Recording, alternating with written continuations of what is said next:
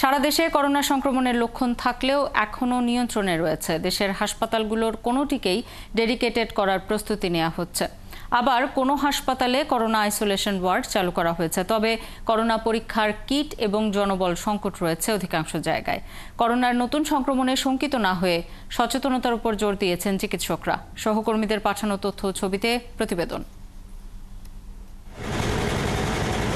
চট্টগ্রামে এ পর্যন্ত করোনার নতুন ভ্যারিয়েন্টে আক্রান্ত হয়েছে মোট ৮ জন। তার মধ্যে ৭ জন নগরীতে ও ১ জন উপজেলায়। সিভিল সার্জন অফিস জানিয়েছে, শেষ ২৪ ঘন্টায় নগরীতে ২ জন করোনা আক্রান্ত রোগী শনাক্ত হয়েছে। করোনা মোকাবেলায় চট্টগ্রাম জেনারেল হাসপাতালকে আগের মতো ডেডিকেটেড হাসপাতাল হিসেবে গড়ে তুলতে প্রস্তুতি নেওয়া হয়েছে বলে জানিয়েছেন চট্টগ্রামের সিভিল সার্জন। নতুন করোনার ব্যাপারে ভয় না পেয়ে স্বাস্থ্যবিধি মানার পরামর্শ দিয়েছেন তিনি। আমরা সব জায়গায় আমরা অ্যালার্ট করেছি। সকল স্বাস্থ্যকর্মী, সকল জনসাধারণকে মাস্ক পরিধান করা। চট্টগ্রাম জেলা হাসপাতালে যেটা আমরা স্বয়ংসম্পূর্ণ একটা ডেডিকেটেড হসপিটাল করতে পারি, সেজন্য অতি শীঘ্রই আমরা যাতে সব কিছু আমরা ব্যবস্থা করতে পারি, আমরা সেটা সিদ্ধান্ত গৃহীত হয়েছে। করোনায় আক্রান্ত রোগীদের চিকিৎসার জন্য রাজশাহী মেডিকেল কলেজ হাসপাতালে আইসোলেশন ওয়ার্ড চালু হয়েছে। সেখানে বেড রাখা হয়েছে ৩০টি।